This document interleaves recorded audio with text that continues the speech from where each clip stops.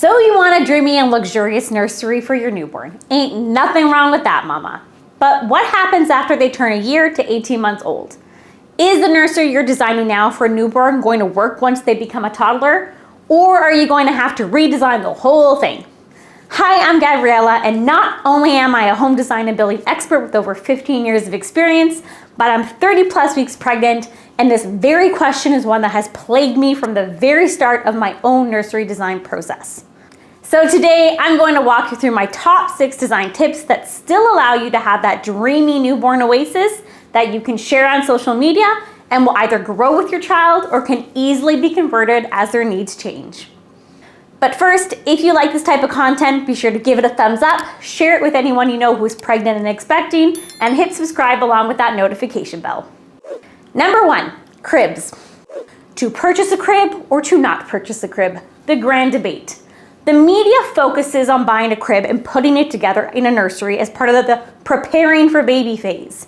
But you might not use a crib at all, or at least not for a few months, until once you know for sure the baby is going to actually sleep in one.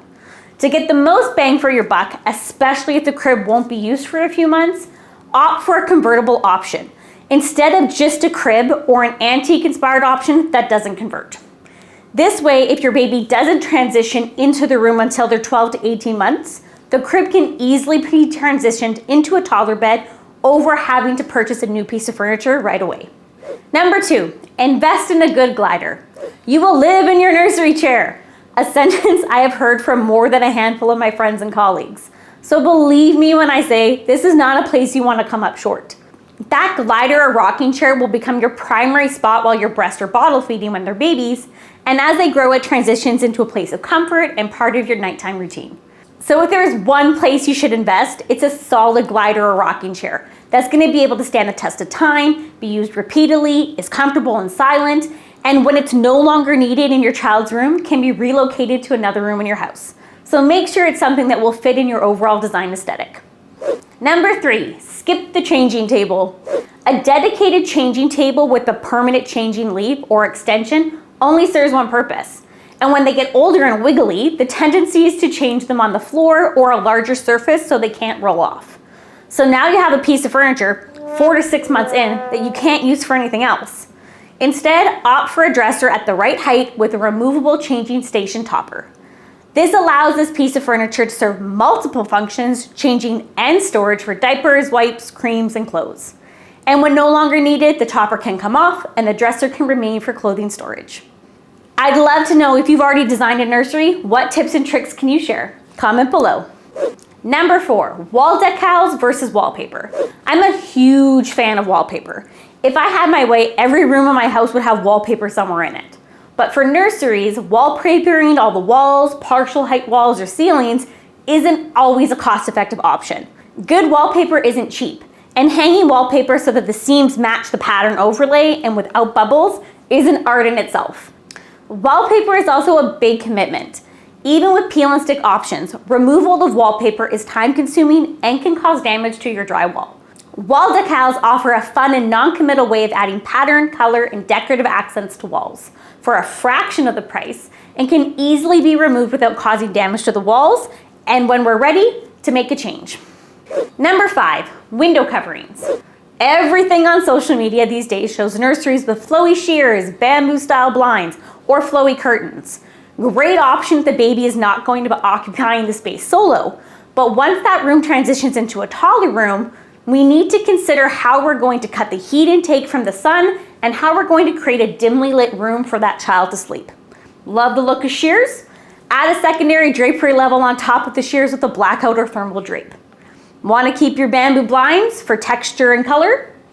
Add thick blackout drapery as a secondary option and tie back the drapery when not in use. Love your flowy pattern curtains? Consider a secondary solid blackout drape behind your curtains or sew a thicker thermal fabric to the back of your curtains. These small tweaks and additions allow the look and feel to be maintained while creating more function and versatility with your window covering options. Number 6, leave room to grow. Not every corner and space in your nursery needs to be filled right from the start. For nurseries, keep to the essentials. Glider rocking chair, side table with lamp, nursing cart full of items you'll need on hand, bookshelf for reading time, dresser with a changing station, a few soft toys, solid lighting with varying dimming options, and a crib if you decide to go this route from the start. And then add your personality and flavor in some wall decor and fun, colorful pops. Try to keep the space as open as possible with room to easily maneuver, since most of the time you'll be in there with dim lights or no lights. So we don't want to be crashing into small items on the floor or pieces of furniture that won't be used until they're toddlers. As they get older, you will add toys, stuffies, a reading tent, a desk, or a play area, for instance. But from the start, these items are non-essential and create visual and physical clutter. As well, more opportunities for your baby to grab onto these objects and pull those things up when they're not being watched. I hope this breakdown has helped you find ways to create the perfect nursery that grows with your little one without sacrificing the dreamy, luxurious nursery vibes you crave. There is a way to have both. It just takes a bit more upfront planning and consideration. If you're looking for a personalized approach to creating your dream nursery, come join me in my 5-day Dream Nursery Design Workshop. The only workshop out there that walks you through, step by step, on how to create the perfect welcome home baby suite that transforms your Pinterest vision board into your dream reality. Designing a nursery doesn't need to be overwhelming and confusing. Let me show you how to pull it all together with ease.